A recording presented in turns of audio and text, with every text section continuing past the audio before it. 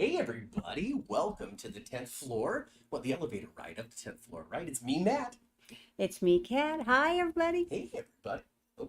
And we are here. We're on the elevator going up to the 10th floor. And look, this is the first time that Ma and I have been doing this in the same room together. Hello, Ma. Hi. It's not the first time. No. Because when we started podcasting, we got a podcast, by the way, 10th floor podcast. When we started doing this, it was like this. It was like this for a long time, actually. Long. But we weren't side by side usually. We were in the family room upstairs, and we would be like facing each other. Yeah. Right? Yeah. And we didn't have we didn't have video then. It was just audio, so we could face each other, and it didn't matter because we were going to be in the same shot anyway. Exactly. Yeah. Right. So, here we are, we're doing the thing. We just finished the 2022 General Hospital official convention in Burbank, California. Indeed. And hey, what a good time. It was so fun. It really was. It was so fun. It really was. You know what I got to do? I got to make sure we got audio. We got audio going. Look at that. Audio. Okay. Audio And is video. happening. Video is happening as well. Sometimes we're not so good at this. Sometimes. Well, we've had a couple of glitches, right? Every once A in a while. glitch or two. A glitch or two. So this whole thing started on Thursday for us. Oh, it sure did. It started on Thursday. Why don't you raise this just a little bit? Oh, okay. I'm just going to leave that right there. All That's right. what's gonna happen. All right, that's fine. I've been holding it anyway. It doesn't matter. Hey, welcome to the broadcast. Thank you so much for finding the time to join us so late. I know people on the East Coast and stuff, it's like 9 o'clock for you, so I can understand if it's a little challenging. But everything started Thursday. We could start talking about the COVID protocols. Okay? COVID protocols. Mm-hmm. Okay? My goodness. Indeed. So there was hardcore stringent testing, and we had to wear a mask the whole time, anytime we were in the building. And it was to keep the actors safe. That was what they said the whole time. It was. Basically, Creation Entertainment is the ones that put on this thing. And if they were to lead to someone getting sick, Right. because they came to this thing, Right. they would be in so much I think it kind of felt, I mean, I didn't mind it doing it at all, you guys. It kind of felt like too much, but at the same time, I think if they didn't go there, they wouldn't be able to do the event. Right. It's true. So, so I'd rather just have to, always have my mask on and it wasn't like that in the other parts in the hotel, because I stayed in the hotel. Matthew lives locally. So it wasn't in the other parts in the hotel and stuff, it wasn't like that. It was like, it was suggested. Please try. Yeah, it was suggested. But at the actual event, you had to have it on the entire time. And you know what? It is what it was now. Yeah, right? yeah. It is what it was. It is what it was. And we decided to go on live right after the con to talk about the con. Because we really wanted to give a vehicle to people who weren't here, an inside look, a way to be able to ask their questions, especially if you followed everything that we were sharing on Twitter. If you didn't follow us on Twitter, do it now at 10th4GH and take a look at all of the stuff that we did, all kinds of pictures and quotes and commentary from the weekend of all of the different question and answer sessions. And all that. Hey Dara, welcome to the chat. Yeah, the mask wearing, I'm totally used to wearing a mask. And you come from a clean room environment, so you wore a mask for decades and decades and decades and Well, decades. yeah, I worked in clean room where you just have to wear one. It's then we're very much kind of like the blue one that we all worn. Right. Kind of like that's what I kind of wore for 40 years working in a clean room making parts. Making parts in the Silicon Valley. So it didn't seem all that restricting to me, really. But I understand that, not everybody had that 40 years to get used to it. Not everybody did. Anyway, it didn't matter to me. I was just damn happy to be there. I was very, very happy to be there. It was 3 years running for us. 3 years running for us. Because almost, this thing was delayed twice. So, we got our tickets years ago. And finally, they were able to do it. And so many others that were there. Yeah. Same story, Same story. Lots same of story. people got Same their story. tickets before, and then now finally they're able to get in there and finally be able to do it. There was a lot of excitement, not just from the crew and the attendees, but there was a lot of excitement from the actors as well, because the actors, they miss this. This is soap, bread, and butter. If you're on a soap opera, having an opportunity to interact with the fans in a non-hateful environment is important. You could just tell how much Laura Wright loved being there and loved being the MC. Yep. You can tell how Maurice Benard was just eating up the chance to stand on this stage, because he didn't even sit in this. He moved from this side to that yes, side he to this did. and then like he loved it. He absolutely loved it. Yeah, it was so fun. It was super fun. Hey, welcome everybody else to the chat. We got Izza, we got Sarah, we got Peggy, all joining in here in the chat with their questions. So hey you guys. So let's get going. Let's start. Is Sophia Matson pregnant again? Thought I noticed it when she was covering up a bump during the Brando and Sasha wedding. From what we saw, no. No, that didn't cross my mind at all. She had a really flowy, pretty dress on, but no, she didn't look like she was sporting a bump at all. No, she was gorgeous though. Oh my gosh. The number one thing that I noticed when it comes to actually seeing these people in real life, okay, is the men look like regular people, with the exception of Donnell Turner and Taj Bello. They're just that's different. That was it was different. They were but no, they're all just so pretty. Oh my gosh. The women are you know, and the men are, and to me, actually, maybe Matt didn't. I thought the men were terribly, terribly good looking too. All of them. But Donnell, oh my gosh, he looks like a statue of manhood. Okay, he does. I guess. Maybe the way that I can put it is, I expected the men to look like how they did. Like, I was not surprised by what Chad Duell looks like in real life. I was not surprised with what Maurice Benard looks like in real life. He's shorter than I expected, but hey, a little bit. But the actresses, the ladies on the show, 10 times is more beautiful in real life than they are on TV. Oh my gosh, they're all just so pretty. They're just so pretty. Ridiculous. And the way they move and everything, they're just so pretty. And I can tell you, Finola as the most. Finola just exudes like this allure, sexuality that's just easy and not ugly. It's just like it's just there. It is ingrained in her DNA. Yeah, that she makes. Yeah, she's just so flowy, and maybe the way she just moves when she walks and stuff, and you can just tell she's a dancer. Wouldn't you say? You can tell that she's a dancer. Let's see here. Izza wants to know: are they going to put Austin with Britt? When it comes to the future relationships for Austin and Britt, they weren't able. So just to cover. They're not really able to talk about stuff that hasn't been aired yet. They want to keep them ever surprised and keep people engaged in watching the episodes and keep it all spoiler free. So they really weren't able to provide a lot of detail. Yeah. And the way that the show was filmed, they don't really know what has aired yet and what they filmed 2 weeks ago that hasn't made it. So it's kind of challenging for them to talk about something that is incredibly topical, like what's happening right now. Yeah, is hard for them to do to a certain degree. Yeah, and they're and they know that they're about 3 or 4 weeks ahead. They can't divulge anything that they know that they've taped in the last month, or they're in trouble. This is not something they can do. So the comments and some of the quotes that Matt did throughout the weekend were in not light of what they actually knew. Right? Yeah. Nothing is confirmed. Nobody gave any spoilers. Nobody told you what's going to happen. They can only tell you what they think, or maybe repeat something that's being shared online a lot as a possibility that's something that they believe in. Or maybe it could be this. But when it comes to any sort of this is what's going to happen, we got none of that. None of that existed. But the sense that I got was that Maxie and Austin are going forward. Yeah. And Britt is still looking for love. Yeah. Yeah. But people did comment on the chemistry that Britt and Austin have together.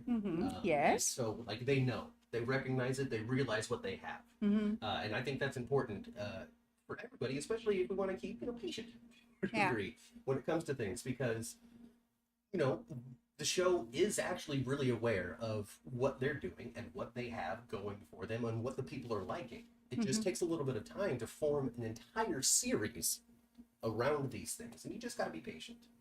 You're welcome, Peggy, for sharing the GH convention events. Chandra as well, you're welcome.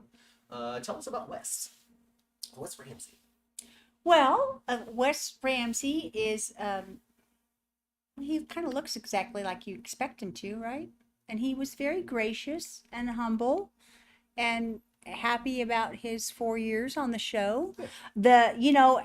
People on Twitter and whatnot can be ugly toward Wes Ramsey, but there was nobody ugly there to but they didn't like Peter, but nobody, made it vocally known, oh, I don't like you, or I don't like your acting style. There was like, we hate what you did. And nobody yelled it out and heckled him or anything like that. It was, the whole environment was a positive environment. We were all there, basically, the auditorium, we were there on vacation. Every single one of us, right? Loving the same thing. Exactly. We're all there to love and embrace the things that we liked about the show. And so when it came to interactions with Wes Ramsey himself, nobody went to his, at least in our experience, nothing that we saw. Yeah. It's not like we watched this guy sign every autograph that he did or anything. You should look up there at the camera, not there at the display. Hey Daisy, Wes Ramsey, blah blah blah. So we didn't witness anybody being mean to Wes Ramsey. Nobody went up to his face and said, "You're the worst actor, Juilliard, of all time," or anything. Anything that people asked questions about the stories he was in when they had questions about the stories he was in. Yeah, they asked about his relationship with Anna and what was going through Peter's mind when he died and all kinds of who let him out of the freezer. Those things, the things that people were curious about, they asked him about, but they didn't criticize him. Basically what he said they don't, when he was playing Peter, up until almost the very end, he felt like he was able to justify the things the character did. The things the character did, he felt like he could justify that in some way until the very end when he was like throwing the vial off the roof. Mm-hmm. That seemed too much. I wasn't like, well, gosh, that's really bad. The thing that I took away from Wes Ramsey is when he talked about his acting training and Juilliard and all that kind of stuff that people were making fun of him for. What he was really trying to do, in my opinion, I never talked to him in any sort of extended length, but in my opinion, he was trying to let you guys know that he was thinking deeply about his character and what Peter was about, what Peter was going to do, and why Peter was who he was, and why he made these decisions. And he brought up a lot of stuff that he used as inspiration for his own performance in this to justify, like you said, the actions that Peter take. Because somebody asked a question, hey, how do you feel? What do you think is the worst thing that Peter did? Yeah, the worst thing Peter did. And he actually, Wes had trouble, like, even coming up with an answer for it because he, in the way that he performs, is Peter August. So he was able to excuse away the vast majority of things that Peter did because he's broken. His daddy did this. He wants Anna to love him. He's trying to protect himself. He wants to have a baby with Nancy. Like, he found a reason why Peter would do all of these things. So it was actually challenging for Wes Ramsey to decide what was the worst thing. And he had to finally settle on, I guess, the one thing that he really couldn't justify in his Peter story, which was throwing that thing off. But then he followed that up further by saying he used that as inspiration to show how desperate Peter is in his story going forward. Because Peter was so desperate after he got out of that freezer. Was so desperate, and he was so crazy with everything by then. And both of them sent Finola and Wes said that they loved the way the story actually ended and how it did a full kind of circle, and they both loved the way it was written at the end. Yeah. It was. And I think most of us did too. Yeah, most of us. It was less about the death of Peter. And on our podcast, our main podcast that we do every week here on YouTube, 11 a.m. Pacific time. I'm sure you can see the ad. Anyway, the thing that they do the most is like the whodunit storyline is something that we were expecting. We're going to just find a body of Peter somewhere. Yes. And he was going to be dead, and we're going to have to figure out who that was. But we didn't get that. What we got was an Anna moment from Peter's death. Yeah, we did. Which really serves Anna, and oh my God. Like, they showed the clip of Peter's death at that, and they talked to Finola Hughes about it. And, we can get into that, I guess, when we get to the Finola section. Let's see if there's any other questions in here we can answer, huh? What was the best question someone asked, and what was the goofiest? All right, so I asked a question to every single one of the Q&A groups because participation wasn't as stellar as I thought it was going to be. First in line most of the time, and not because he was rushing it, you guys. He was just because he got up and did it. Yeah, because I got up and I did it, and I went and I just asked a question. So when it came to, honestly, I had the best question, and I also had the goofiest question. So I really can't decide myself what the best question I asked was. Well, you know what, Matthew? Let me just, because I was there listening to all the dang questions, okay? if you are the best question in both of those categories, it's because it was true. Okay. There you go. So, I don't remember exactly what. I mean, I asked. I can tell you what my goofiest question is. It was one of the most recent ones. I asked Cynthia Watros this time if Nina was to be in a plane crash that landed on an island that was full of monsters and a button that may destroy the world, who would she rather spend that time with, Mike or Sonny? And she decided Mike because she can snuggle with Mike. Now, Harley was out there. Laura Wright was out there. She was out there. And Laura chimed in and said, Sonny would die on an island because Maurice would die on an island. So, I guess Mike is the only answer for that one. Yeah. Chandra, the vast majority of the weekend was very, very, very, very positive. Nobody spent their money to fly all the way out here for their tickets to go be mean to these actors. That wasn't the point of the weekend at all. Yeah. Anyone who quotes her? Let's see. How was the Laura, Maurice, and Cynthia Q&A? Super fun. Super fun. You tell them about that. Yeah, it was super fun. Yeah, It was so fun that her brain decompressed right now trying to answer. I would say that it was energetic. You could really see the actual real friendship that I think these three people have with each other. Yeah. And Maurice Benard is so head and shoulders excited to be doing what he's doing on the show right now. Yeah. This is not Maurice Benard up there going, I'm just going to sell the show, I'm just going to go out there and do my thing and make him think that that's great. I don't really care. No, that's not the case at all. Maurice Benard loves his job. And he is eating this Nina storyline alive. He is loving it so much. Even the Nixon Falls stuff, he was like, I love it. Yep, he was. I expected Nixon Falls to be super brief. We got 9 months out. Yep, Like, he did. He liked it. Yeah. He liked it a lot. Yeah. I would say that the three actors, their position when it comes to understanding what each of these characters are bringing into the Nina Carly story, Sonny storyline, is so aware. So aware. They all understand exactly how they are all thinking and where their characters are in this and what they want to come from all of this. And both of the girls said, Cynthia and Laura, both of the girls said that how fun that stuff is. It's exhausting. Screaming at each other is exhausting, and going there because they do really try to become, that's what actors do. They try to become the character. Right. And you can definitely see it with these people. Especially those three. I mean, they're the tippy top main event of General Hospital for a reason. They just, this is their life. This is their livelihood. This is exactly what they want to be doing with their lives, and they are loving every single moment of it. And that is, and I have, I told you earlier how everybody was so good looking, so pretty, but Cynthia Watros, she's just gorgeous. She's just so gorgeous, and she has a Marilyn Monroe kind of body, I would say. Yeah. She's beautiful. Yeah. Beautiful. That's pretty great. Let's see here. What can you tell us about Katelyn MacMullen? Did anybody fish with her about the possibility of Nina is her mom's story? Only through shouting at her after a question was answered. Nobody went up to the microphone and said, "Do you think Nina's your mommy?" or anything like that.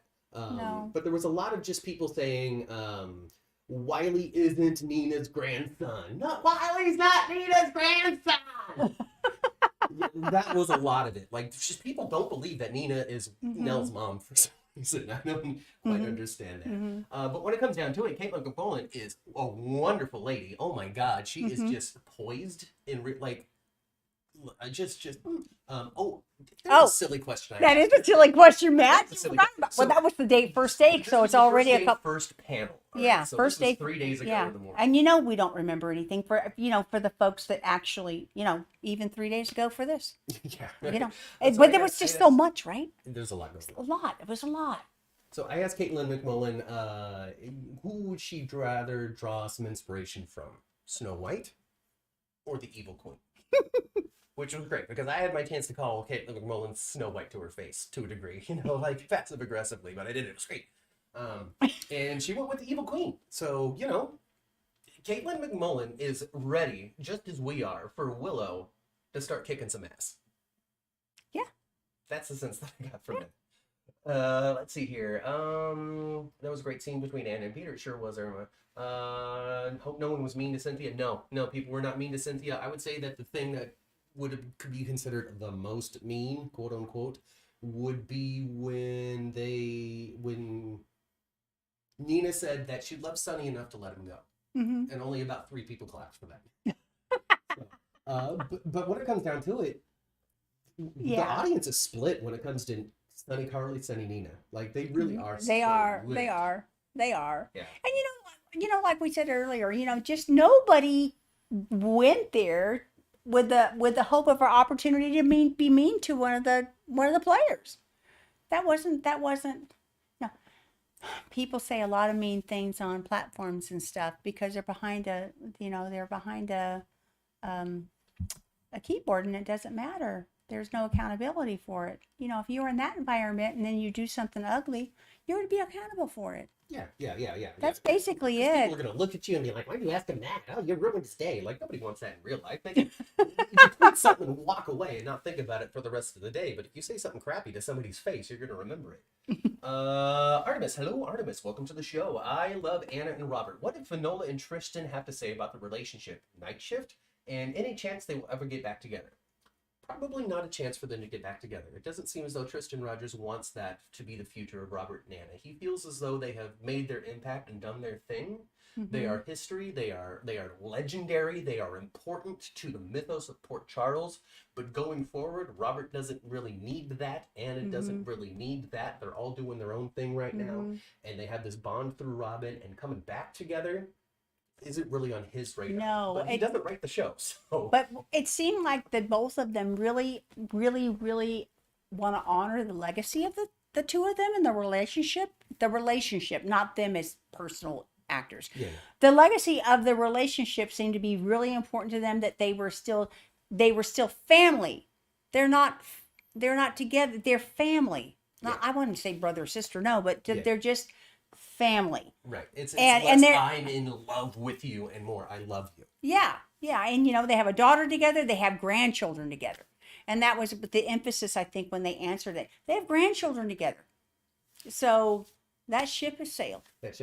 Now, Tristan Rogers did say something, and Twitter exploded over this, so I really want to clarify something. Because Tristan Rogers, I would not say is someone who thinks about everything he's going to say before it comes out of his mouth. And that's not a dig. He's just someone that flies by the seat of his pants, which is great. It's a wonderful trait to have, and it really brings a lot of fun spontaneity into your acting career and into Robert Scorpio. But he did say that somebody asked about Robert and Holly. Yeah. And I think they asked him to choose, like, who's your soulmate? Who should Robert still have been with? Who was the best relationship for him? Holly or Anna? Yeah. Basically, R and H or R and A. Like, pick one, Tristan. And so he said that the coming together of Robert and Holly was a mistake. Now, he didn't mean that the relationship between Robert and Holly was years-long mistake that should never have happened. It ruined it. He hated it. That is not what he said at all. And then he said, Anthony Geary kept going to the producers saying he's going to quit soon. They brought Holly onto the show to replace Laura and needed to figure out what to do with this new character that they just brought out on the canvas. And somebody said, why not Robert Scorpio? So Robert and Holly were not planned from the beginning. So mistake means spontaneous. Yeah. Was a quick change of direction because because of situation. Because Anthony Geary was trying to leave, and I guess he left and did a movie or something, and he wound up coming back pretty quick. But by the time that happened, Robert and Holly were so established that there really wasn't room for Luke in that anymore. But he did come back and he's like, what was that scene between Luke and Robert where he's like, you're dating my girlfriend, and punched him? Yeah. So, yeah. That's fun. What are Cameron Matheson? He's a human being. He's an actor and host. He currently plays Drew on the show. Let's see. You're right, Cat Trolls always hide. You're right, Chandra. Chandra, you're one of our favorite listeners. Keep complimenting my mom. I saw you were on set, says Elegant. What was your favorite room or prop? Did you get to see the Moss? So Sonny's kitchen was not set up for our tour.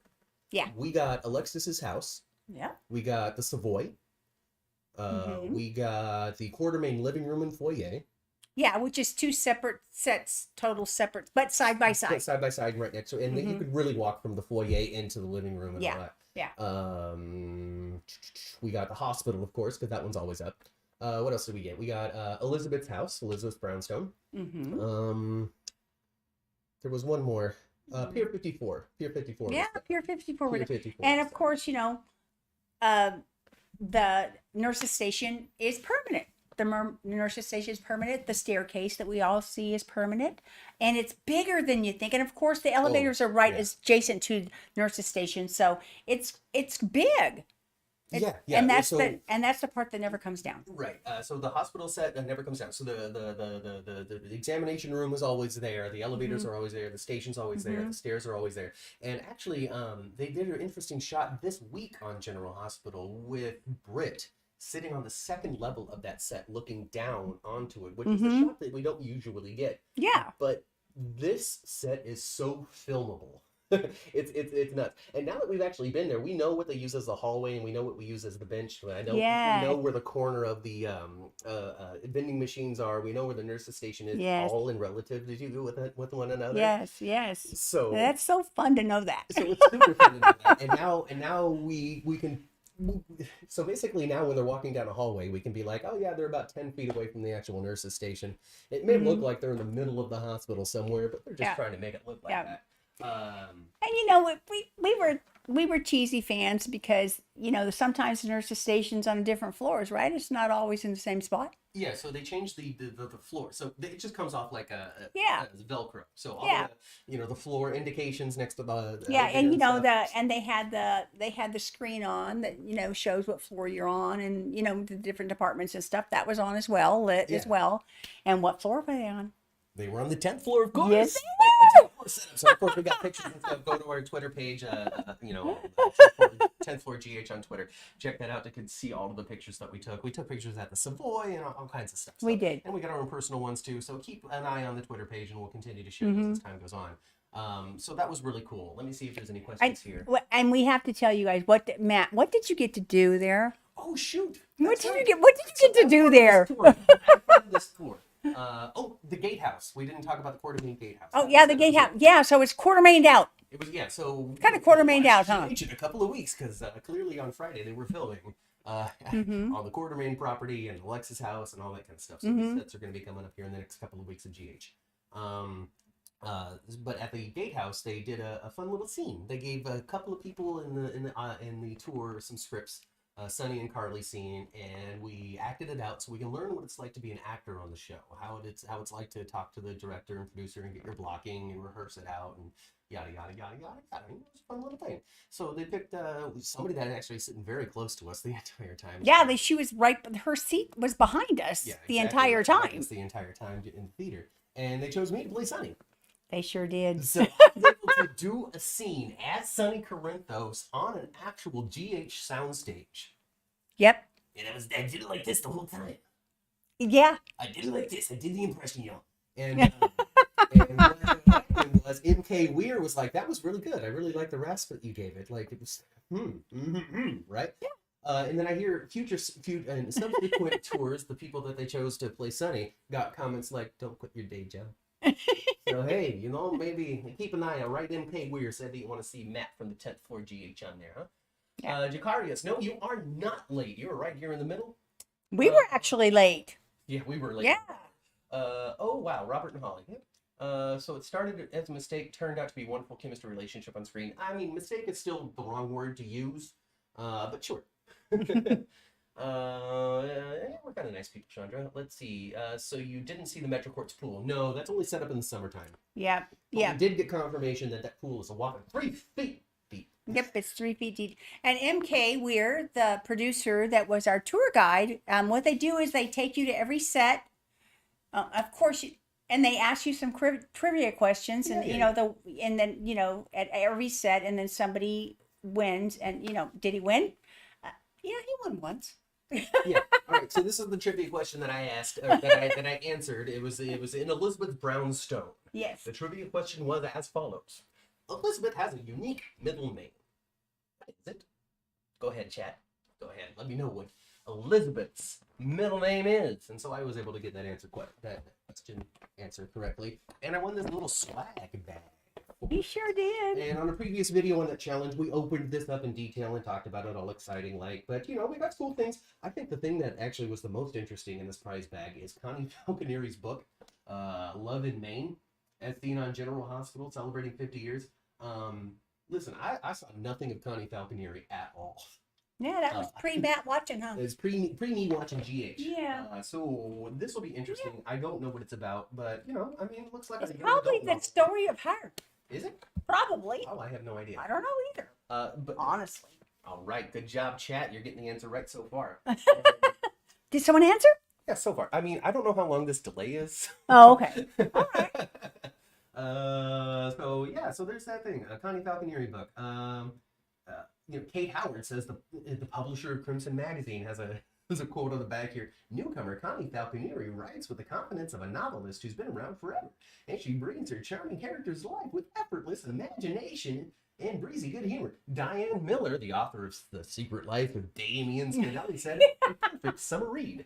And of course, Ron Carvalati, a professor of creative writing, who was the head writer at the time, yeah, from Port Charles University. So that I think this book is neat, and just everything else is pretty much old Nurses Ball swag. He got lots of Nurses Ball swag, and a little tote that's from one of the Nurses Balls, right? Yeah, a little tote from the Nurses Ball, and oh look, a pendant from Where Self Care Designs. Check out Where Self Care Designs on Instagram, Facebook, whereselfcare.com. Let's see. Anything else here? Oh, that sounds fun. It was a lot of fun, Dolores. We had a crap ton of fun. Did they watch you like hawks to make sure nothing was broken or lifted? No, they didn't, because you can't break or lift anything on those sets because they are all glued and taped down so the actors don't break or lift anything. Yeah. They had the Savoy was really cool. And they had all the lights on and everything where you could see it and stuff. And they had some signature drinks up on the bar that were actual drinks. Ava's Martini. And yeah. There's 2 drinks that are specific to the Savoy. Yes. We got to talk about props. Okay, props. Not proper respect, but props. Mm-hmm. Properties. Property manager. The things that the actors hold, touch, drink, and use. Mm-hmm. Is very interesting. So incredibly detailed and well thought out. There are 2 drinks that you're only going to see at the Savoy. You're only going to see this blue drink and this orange drink at the Savoy set. You're never going to see it at the Floating Rib or whatever bar setup they have. Charlie's doesn't serve it. This is a Savoy specific drink. Yeah, it's supposed to be their signature, right? Their signature drink. Ava's Martinis always have 3 olives every single time. Mm-hmm. Every time. There will not be an Ava scene with fewer than 3 olives because that is how Ava orders her drink. She orders a dirty martini with 3 olives. Yes. And they said that they rinse the olives and try to get as much of the vinegar and, off of it as much as, because Maura loves to play with her props and she'll actually eat the olives. And if they wind up doing a scene 3 or 4 times, they don't want her to have yeah, they don't want to get her, she doesn't want to be full from just nasty olive the whole time. So they do their best to take care of it. And then, the alcohol isn't really alcohol. It's water with food coloring or any sort of specific... And they told us what Sonny's... Yeah, I don't want to give away too much magic, Yeah, I guess. All right, guys, if you want to know what Sonny's Scotch is actually made of, ask us in the chat. We'll come back to it. So no Metrocourt pool. They didn't have the Metrocourt set up, which is kind of unfortunate. But they did tell us that in a case in which they need to film something on a set that isn't built, they will throw up a couple of walls and just use it kind of in a hallway or over in this corner or something like that. Mm-hmm. They mentioned specifically Diane, I guess, is going to be taking a phone call at the Metrocourt. But they didn't have the Metrocourt set up for that. So I don't know how all of that editing is going to come together when it actually hits the air. Mm-hmm. But they basically just stuck Carolyn Hennessy in front of a couple of Metrocourt walls that were on wheels. They rolled it onto the soundstage, lit it, had her do her scene, and moved on with their day. Yeah, everything, and everybody talked about the quickness of it. Quick, get it done. And they are a well-oiled machine. Oh yeah. They are. Every minute of every day is well planned. And we met the young man that's the master prop, right? Maybe you can use your own microphone. Oh, sorry, babe. Sorry. I'm an amateur, all right? So we met the prop dude, and his name is Matthew, just like him. And man, he was so cool, wasn't he? He was so And so passionate about eager it. and so just like jazzed to ask our questions. Like, MK Weir takes all of these questions because she's the producer of the show. She's the one that's been on it for the longest. But we cornered the person that was getting ignored. So we talked to Matt, the property master, a lot. We talked about how the fires are done in the fireplace. We asked, what did I ask him? I don't know. I don't remember. It was just a fun experience. But he was so excited and happy to be fielding these questions. Yeah. And it was just a really, really, really fun time. How was James Patrick Stewart as a tour guide? He was not our tour guide. He did show up for the second to last tour to say hello to the people that were coming through. I'm not sure exactly why he was on set because they weren't filming anything at the time. Matt and I were on the very first tour. I think altogether there was probably 8 or 9 tours. At least 2 a day, so yeah, at least 6. I don't know exactly. Well, we were on the very first tour they had of the whole thing. So we were on the very first tour. It was good. And we didn't know this, and we wish we would have. Yeah. So when we first got there and they unload the bus, they say, if anybody needs to use the restroom, go down these stairs, blah, blah, blah. Well, Matt and I didn't go down there, but we didn't know that that's where the dressing rooms were. Yeah. And most of the actors have something, some kind of tchotchke on their door. Yeah. And that would have been fun to see that, but we didn't know. We didn't have to pee. Yeah. Basically. One of my favorite things, one of my favorite props, things, whatever, on the set. There's 2 things that I really liked about the GH sets. One of them was the off-brand things that they had to put into the vending machines and the cereal boxes in Elizabeth's house, like Honey Nut Crunchies and this kind of stuff. So take a look. I put up some pictures again on Twitter at 104GH. If you haven't seen them so far, go through the media section. That's a lot to go through, but you're going to find them. I found that to be fun. And another thing is there's this awesome detail that exists on the GH, the General Hospital set, that you would never in a million years notice on camera because they never show it really. Mm-hmm. But they have business cards for the doctors on staff that are on contract at General Hospital set up right there on the counter, and they are fully done business cards. Dr. Hamilton Finn, infectious disease. Dr. Portia Robinson, general practice. Mm-hmm. They even had Dr. Thomas Ashford Jr. Yep. They didn't put TJ Ashford on Nope. there. They didn't say Dr. T. They said Thomas Ashford Jr. Yes. Which, again, is just another... Because this thing's never going to be seen on camera. Mm-hmm. But the props masters went into it and made it as real as they possibly could. Mm-hmm. So that was really cool. Chandra does want to know what Sunny Scotch is made of. Sunny Scotch is made out of mostly water and just a dash of Coke. And it has to be Coca-Cola, it can't be Pepsi. And sometimes he wants a splash of Diet Coke, and sometimes he wants a splash of regular Coke. But that really works. It gives him the right color, and that combination kills the fizz. Yeah, there's not no fizz in it. No It fizz. looks like booze. It just looks like booze. Chandra, yes, I did do the voice. I did the Sunny voice the whole time. Well, give me a little time. We'll put the video up. I don't want to do it too close to the convention and wind up getting arrested for it or whatever. Chat, you're correct about what Elizabeth's middle name is. Nobody has provided a wrong answer so far. So if you want to know what that answer is, go ahead and scroll through the chat. Oh, wait. These people who are watching after the live. It's Imogene. It is. Did they mention Carly and Drew relationship? They did briefly, but since that is something that is happening right now, they really weren't able to get in any sort of detail with it. But what they definitely did not deny is that is the direction that Carly is going to be going in. Yes. How serious it's going to be, I don't know, but he's going to bump a couple of uglies, and afterwards he might be like, oh, I wanted to do this with Jason, and you're not Jason, so we don't know how it's going to go. It sounded like, the whole time, and we've all heard this before, they don't really get consulted about what story is going to be going forward, and they're not allowed to talk about what's not aired yet. Yeah. So, basically. So if you ever go into one of these things, prepare a question about something that happened 5, 10, 20 years ago, some big moment that these actors loved, because they really like to talk about the history of the show and the things they do. They do. Real food and scenes. Real food and scenes only if it's necessary to have real food and scenes. I think that if something that I just noticed on my own while just watching the show is when you're in the Metro Court and you're having lunch and Diane and Alexis or something like that, their plate portions are incredibly tiny. It's like 4 pieces of lettuce and like half a potato. Because yes, that food is real, And so you can play with it and bite it and eat it and all that kind of stuff. But they're not going to provide you an entire meal there, Yeah.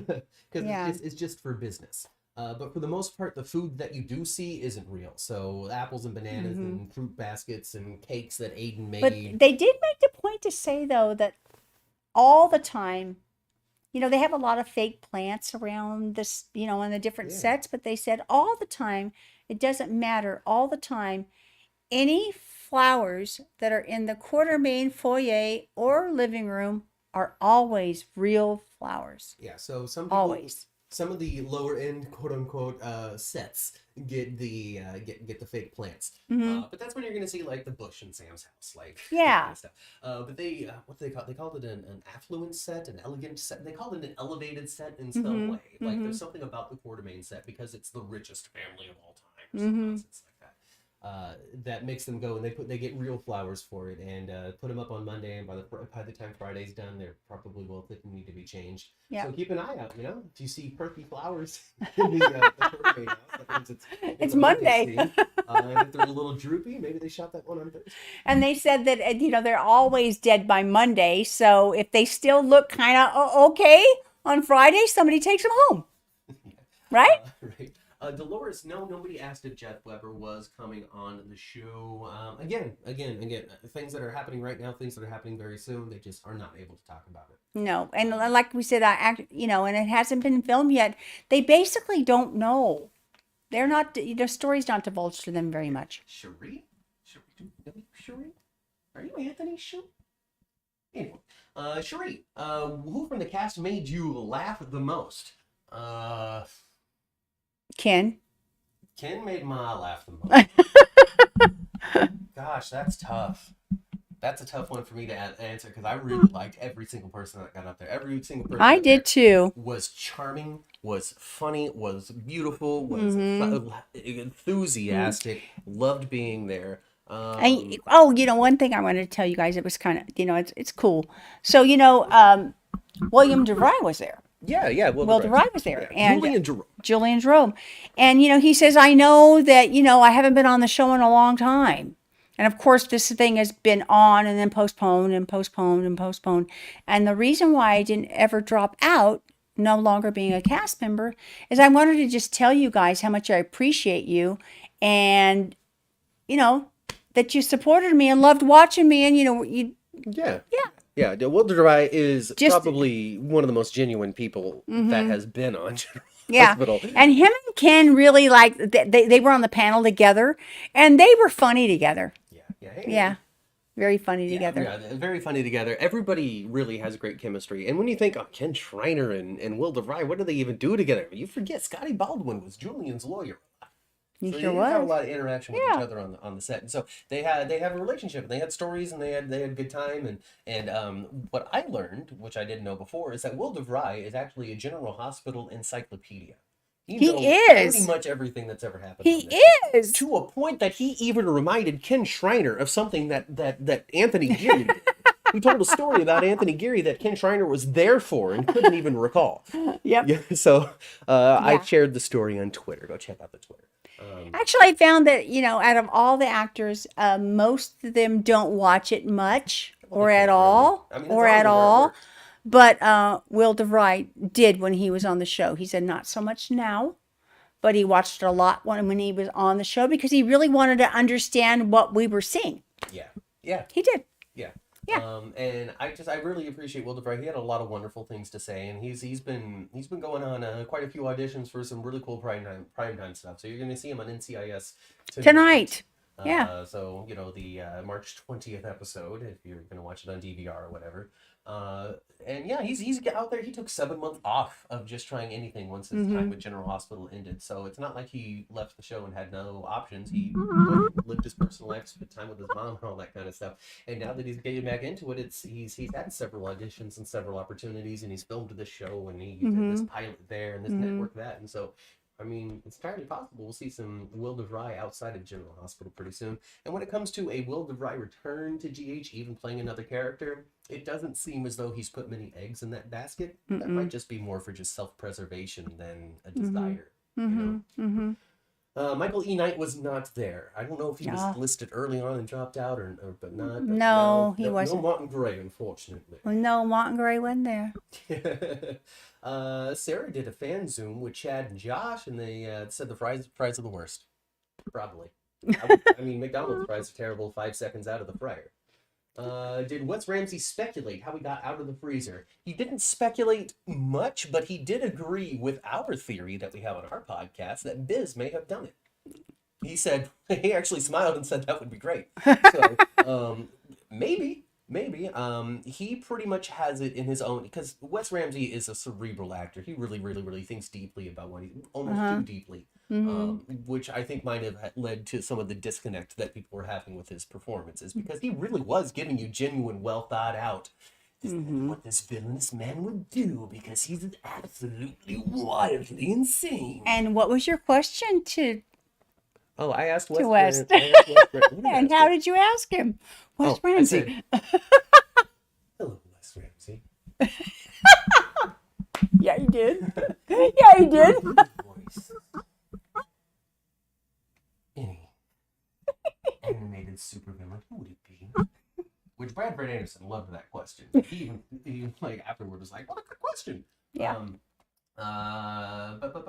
When we went to go get an autograph, he even said, "What a good question." It was like an hour later. Yeah. But Wes Ramsey has convinced himself that Peter got himself out of the freezer and moving Peter's body after he was thrown down. Like I said, he really thought about this. So here's the Wes Ramsey story, live exclusively here on YouTube. He said that he believes that once Finn and Elizabeth started to move Peter's body, it was able to kick his system back into order. And then when they put him in the freezer, that preserved him, slowed it down, allowed him to heal enough to finally get out on his own. Yep. That seems logical enough to me. Yes. And he also let this little tidbit out because he's not contracted anymore, so he can actually say things more so than people who are still working on the show. He said that he was supposed to Wes not on the show. No, he isn't. Peter was actually supposed to tell Martin Gray what happened from the freezer, but they dropped that story in favor of how they actually went forward with what was going on with Peter August. Yeah. So, they decided to let it be one of those things that just doesn't happen on screen, huh? Yeah. Yep. Jenna Star wants to know, what did Dominic Zampranga actually say to the Lulu question? Some are confused by what he did or didn't say. There's a number of things that have been taken out of context, a number of things where people are putting words in the actors' mouths just based on the fact that they weren't here at the convention to actually hear the conversation that was being had. They were just getting what I was able to share, what Jen was able to share, what Sunshine Aaron was able to share. So I can understand a little bit of not understanding exactly the full context of things. But Dominic Zampranga said, about the Lulu, he is enjoying what he is doing with Kelly Monaco. As an actor, he is having a fun time with Kelly Monaco. He also said that when he puts himself into Dante's mindset, Dante is also having a great time with Sam. So the question was, is it time for Lulu to wake up? And his answer was, I'm having a lot of fun with this. Which is just a very peaceful way to say, I can't tell you that I want her alive or I don't want her alive, because then no matter what I say, you guys are going to be mad at me. So here's my political answer. I'm having a lot of fun with this, and so is Dante. So that was pretty much what his answer was. Yeah. He didn't say, I hate M. Ryland. He didn't say, I don't want to ever be back with Lulu. He's saying, I'm having a good time right now, and this is different than what had come before. Because people, you need to remember, Dante and Lulu are like the only relationship, aside from 2 weeks with Valerie, that Dante has really ever had, right? Yeah, on the show, yeah, absolutely. I didn't think about that. You were absolutely right. Yeah, they haven't, Dante, believe it or not, a Corinthos man hasn't done a lot of bed helping, has he? Okay. And also, I see she's trying to stir some drama here in the chat by saying, only if it's a different actress playing Lulu. Listen, man, I don't know. I don't know him.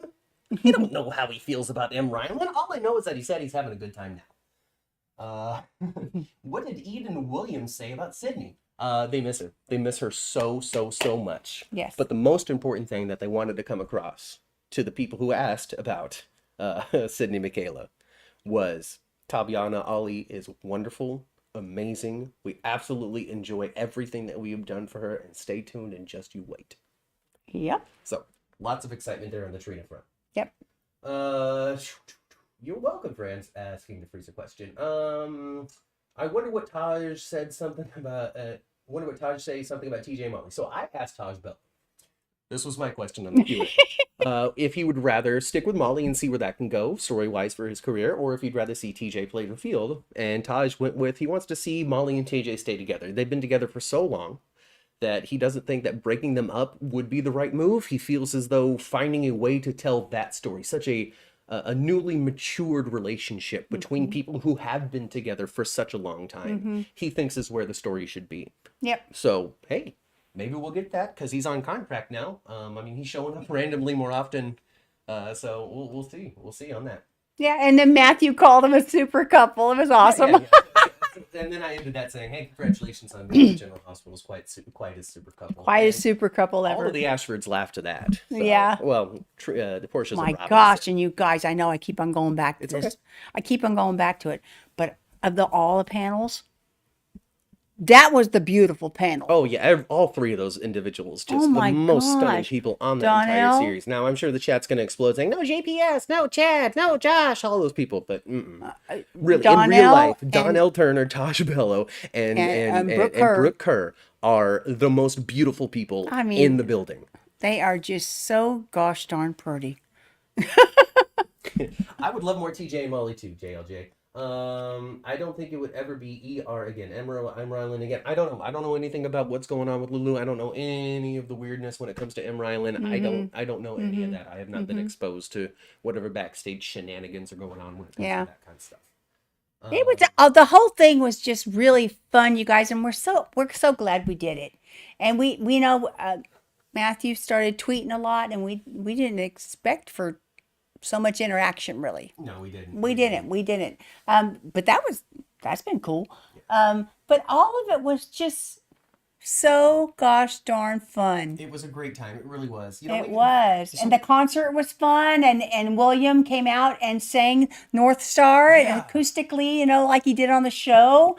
That was cool. And Bradford he's just a star. He really is. He's just so good. Bradford Anderson is just really just top notch. Yeah. If you ever have a chance to see Stone Cold and the Jackal in your area, it really is worth the drive or the short flight or whatever it might be to get to one of their things. Not for Steve Burton. Like, Steve Burton's fine, but he's the straight man to Bradford Anderson just bouncing off all of the walls and having a great time. Yeah. When it comes to the stuff that wasn't the Q&A and the autograph signings and the pictures and all of that, we did have a karaoke night hosted by James Patrick Stewart and William Lipton, in which Ma and I sang Summer Lovin'. Had me a blast. Summer Nights. Summer Lovin'. Summer Nights from Greece. We were the first ones up there, and JPS and William Lipton sang along with Matt's parts, and oh my gosh, it was fun. Yeah. Wasn't it? So I mean, of course, the GH convention, not a ton of dudes are there. A few dudes, but not a ton of dudes. Definitely very few. And you know what? Yes, Matthew asked. I didn't ask any questions. Matthew asked tons of questions, and he got to do the scene at the thing. But the reason why we got to do that stuff is because we were assertive. Yeah. We got out of our chairs and we did our stuff. Yeah, and we decided we didn't come there to not do stuff. Yeah, there was a whole point. We were gonna do karaoke. We were gonna ask questions. Yeah. We were gonna get the autographs. We were gonna get the picture. Speaking of the picture, we got to show them the picture. Okay, show We the got to show. pictures. Okay, so this is and this too. a pretty penny. Okay. Yeah. So we got. So this here is. Go ahead and talk about it, man. Okay. So that's a cup that Matt and I put together a long time ago. So I used one of them, and that's what all my autographs were put on the Shush I'm Listening to the 10th Floor mug. Yeah. So we got Maurice Benard, we got Chad Duell, we got Finola Hughes on here, we got Ken Schreiner. Who else? Laura Wright. We got Bradford Anderson. We got Tristan Rogers. Eden McCoy. Eden McCoy is the one that we couldn't read before. Yep. A number of cool signatures. So that's what I decided to do my autographs on. Yeah, on a 10th floor month. So if you want to buy one of those, you can. Just reach out to us. I mean, not the autographed one. That one's going to be something that Mom keeps forever. Yes, I'm never going to drink coffee out of that or wash it, okay? Sorry for all of the wrapper sprinkling here. I went a little more traditional with mine when it came to autographed headshots of people. A Bradford and stuff. If you go on Twitter, 10th Floor GH, you're going to see pictures of these as well. But our prized possession, the thing that cost the most. Yeah, is it's in there. Your copy is in there with your photos. Flipped it around. We got a picture with Soda and Carson.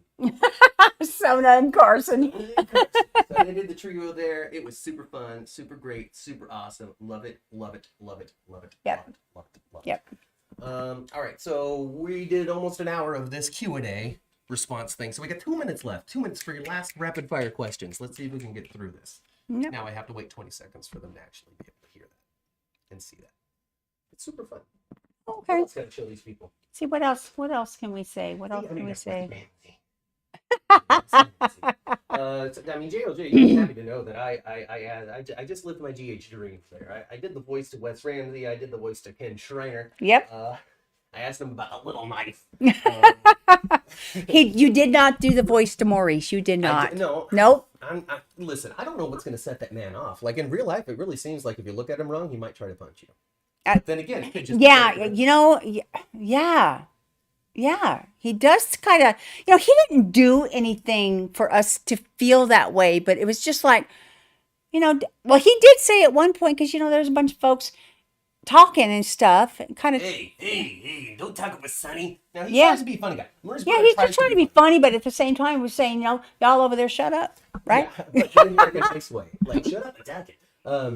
But also at the same time, you also, from the stories that Dominic Zampranga and Chad Duell had about joining the cast of General Hospital, and their first interactions with Maurice Benard were not good ones. So it seems as though Maurice Benard is in a different place in his life now than he was before. Yes. Because he was mean.